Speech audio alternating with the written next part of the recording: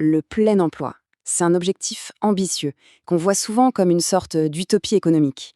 Mais et si le problème, ce n'était pas l'objectif, mais la manière de l'aborder? Aujourd'hui, on va explorer une perspective vraiment différente, celle du think tank Cellule africaine de gouvernance grand impact. C'est la grande question au fond. Est-ce qu'on peut vraiment atteindre le plein emploi? Selon cette analyse, la réponse ne se trouve pas dans les chiffres du chômage, mais bien dans un changement complet de notre façon de voir les choses.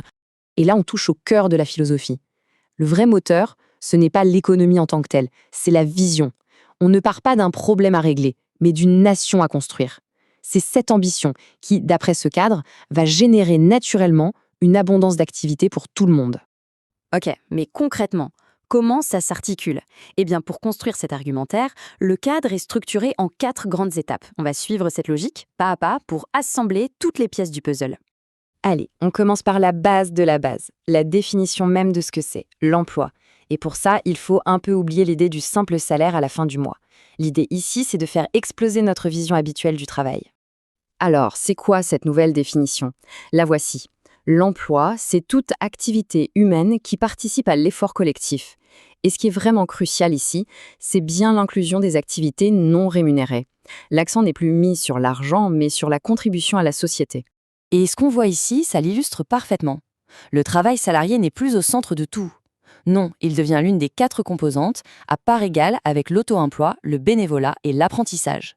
Ça veut dire que, dans cette vision, une personne qui se forme ou qui donne de son temps pour sa communauté, eh bien, elle participe pleinement à l'effort national. Deuxième étape. Bon, maintenant qu'on a redéfini ce qu'est le travail, la question suivante, c'est où est-ce qu'on le trouve? L'idée, c'est de cartographier absolument tous les domaines où une activité est possible. Et attention, on ne parle pas juste des entreprises ou de l'administration, non. Le cadre va bien au-delà. Il englobe les domaines stratégiques, les filières professionnelles, les projets d'infrastructure, les contrats de marché. L'objectif est clair, ne laisser aucun angle mort et voir la nation comme un immense réservoir d'activités. On arrive à la 3e partie. Et là, on touche à l'idée peut-être la plus radicale de ce cadre. Après avoir redéfini le travail et ses sources, on se demande qui peut y contribuer. Et la réponse du think tank, elle est simple, absolument tout le monde. Cette citation, elle dit tout en fait. La première richesse d'une nation, sa vraie force, ce sont ses habitants.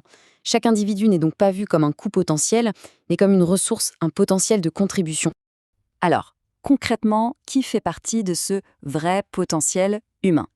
Eh bien, pour commencer, on a ceux qui sont souvent un peu en marge du système classique, les chômeurs, qui sont vus comme une force disponible, et les étudiants, qui contribuent déjà par leur apprentissage. Mais ça ne s'arrête pas là, loin de là. La vision intègre des groupes auxquels on ne pense pas forcément tout de suite. Les prisonniers, qui peuvent participer à l'effort de construction, et les militaires, dont le rôle peut aller bien au-delà de la simple défense. Et ça continue.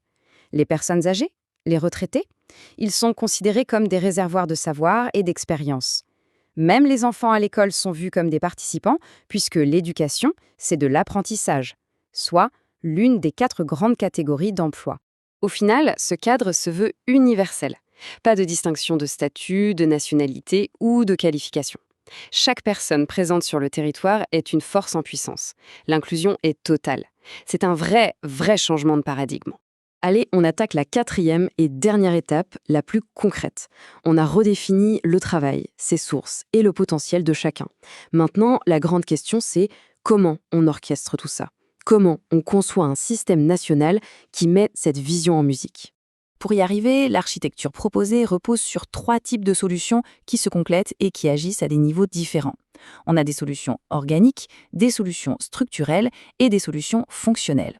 Ce tableau nous donne une vue d'ensemble très claire. Les solutions organiques, ça touche aux lois, aux priorités nationales. Les solutions structurelles, elles, cherchent à organiser toute l'économie pour la rendre hyper lisible. Et enfin, les solutions fonctionnelles se concentrent sur le fait de donner plus d'autonomie à tous les acteurs. Pour les solutions organiques, l'idée centrale, c'est simple, la priorité. Il s'agit de s'assurer que les lois et l'économie bénéficient d'abord aux citoyens, en mettant en place des mesures de préférence nationale, que ce soit pour l'emploi, les marchés publics ou certaines activités jugées stratégiques. Ensuite, les solutions structurelles. Là, l'image qui me vient, c'est celle d'une sorte de GPS géant de l'économie nationale. En organisant et en cartographiant absolument tout, les activités, les investissements, on rend le système parfaitement transparent. Chacun peut alors voir où sont les opportunités et comment il peut s'y intégrer. Et pour finir, les solutions fonctionnelles. Leur but? Créer un écosystème qui soutient les gens. Il s'agit d'appuyer les initiatives citoyennes, de garantir l'autonomie financière des acteurs et de favoriser des activités stables. En bref, construire un environnement où il est possible de contribuer sur le long terme.